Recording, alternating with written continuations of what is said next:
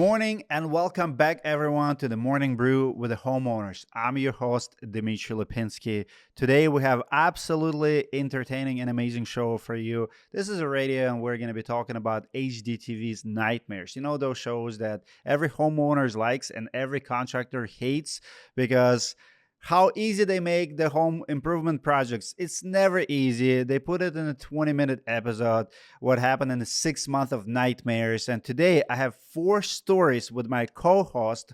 They're going to react to them with me. I have Adam Benzman from Illinois. I have Clay Cox from Atlanta, Georgia. Adam Sand from Canada. And I have a very first story for you. Love it or list it legal nightmare. Dina Murphy and Tim Sullivan appeared on HGTV's Love It or List It show in 2016. The show is hosted by real estate agent David Byzantine and designer Hilary Farr. Murphy and Sullivan spent $140,000 of their own money on the renovations. Money was sent to the production company Big Coat TV. Big Coat hired contractor Aaron Fitz Construction. Here's the homeowner side. Murphy and Sullivan claimed that bad workmanship irreparably damaged their home. Allegations include damaged stained floorboards, open holes, low-grade carpeting over chipped concrete, and windows painted shut.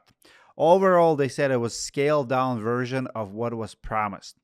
The couple said producers ignored their concerns about Aaron Fitz Construction from the start, even when they brought up bad reviews on Angie. Of course, Angie cannot go anywhere without Angie.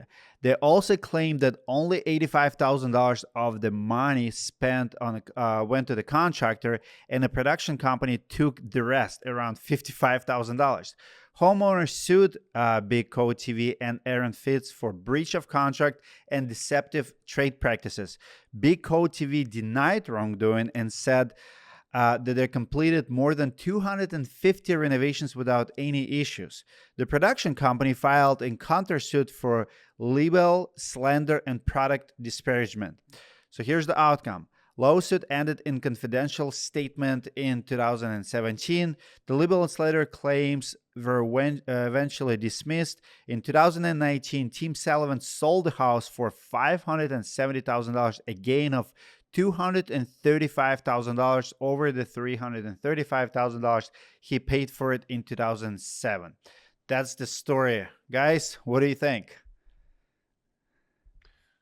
Well, I actually, I'm interested in this one because they said that they had these irreparable damages. And so when I saw the story coming up, I looked it up to see like, well, was the market up or down when they sold their house? Because like, was that a great gain because the market was down, or was that a mediocre gain that was just from inflation? So for me, I try and think of like, did the homeowner really suffer as a result?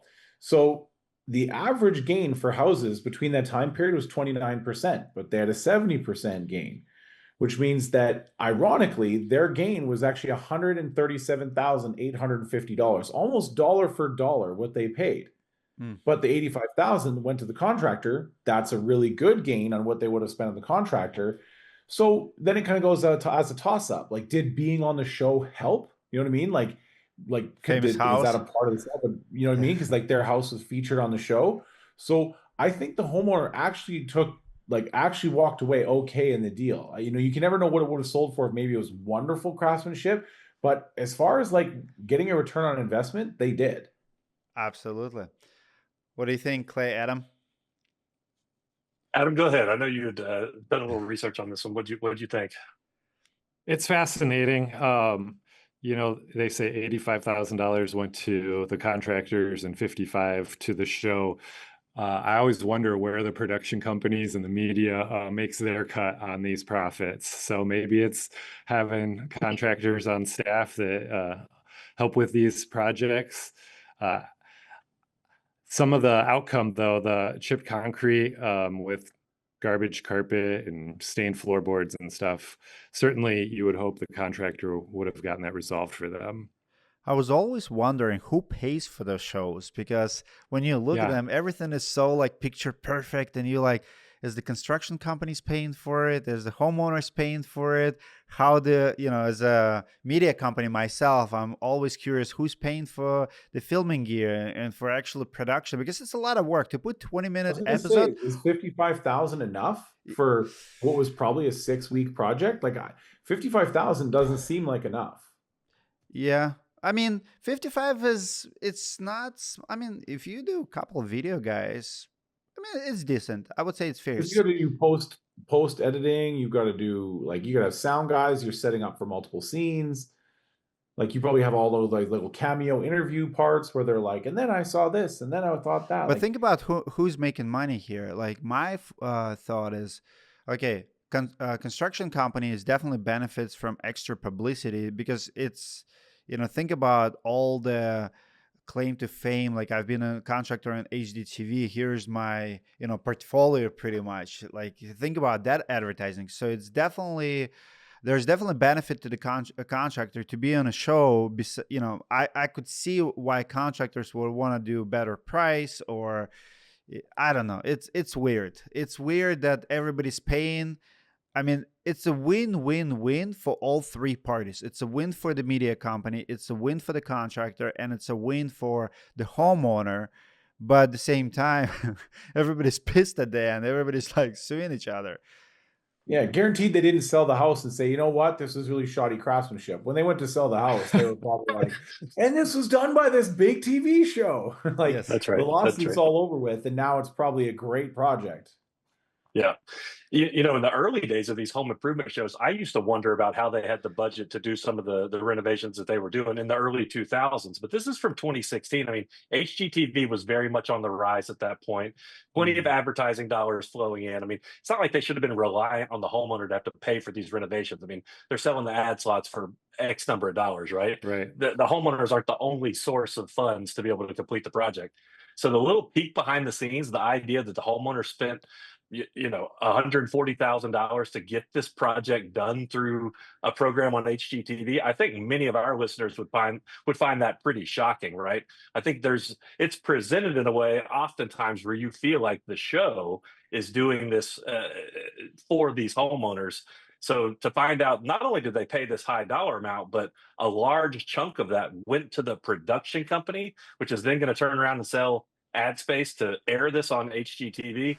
That all seemed a little bit shocking to me. I'm always looking for. Go ahead. I was going to say the other interesting thing is how it ends up in these libel and slander claims.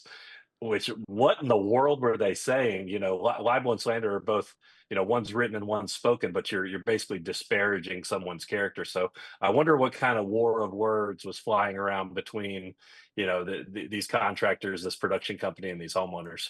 Absolutely.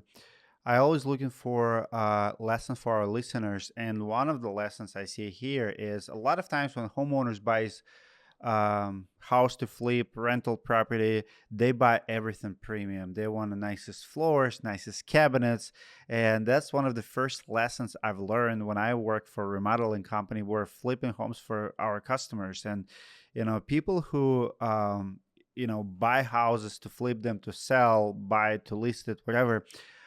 They often do buy the cheapest materials, the cheapest carpets. And I was surprised to see it here. There's a reason, there's a lower budget, like pretty much you make everything picture perfect. You just have to be functional. It has to look good, and that will sell the house. But oftentimes homeowners will put so much money into second, third house that they will never have that equity back. They'll never have their money back. And this is one of the biggest lessons here. But my question is it a good practice for TV show? Because yes, you're putting on TV, but you're documenting your journey. People literally can dig in how much you actually spent, what kind of product you put. For me, if I'm doing something for the show, I'm going for the top dollar. I want to show off, how good I am, how good the project is.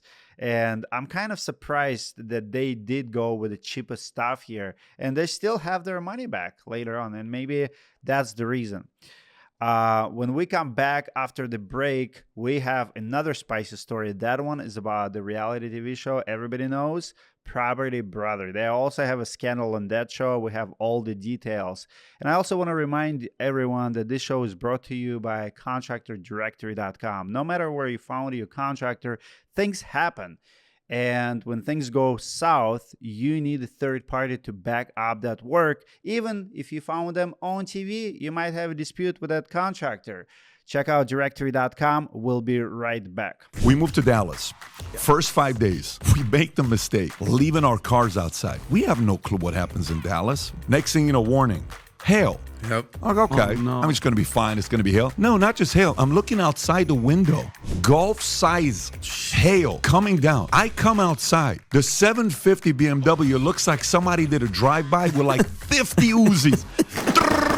The whole, I'm like, is this crazy? Then a guy knocks on the door. Hey, I think you need my help. Why? What do I need your help with? Your roof is jacked up. Your car is messed up. This is what we do for a living. We come to places like you, and you need our help. And what Dmitry does with this company, Directorii, you get to go on there and try to find any contractors you want in U.S. and Canada. Okay. So imagine Uber for U.S. and Canada for contractors. Right here. Find the perfect pro for your home, backed with our $20,000 guarantee. So all contractors are pre-screened and vetted by a multi-factor vetting process that includes business sustainability evaluation, safety or code violation history, background checks, market references, reviews online, presence, and more. Whether it's roofing, solar, flooring, plumbing, HVAC, or a multitude of other services, Directorii is the place where you can find what you need for your home improvement projects, and with guarantee it's going to be done right for you. Download the app today and start looking for the right contractor for your need with a $20,000 peace of mind guarantee. It's on Apple Store and Google Play.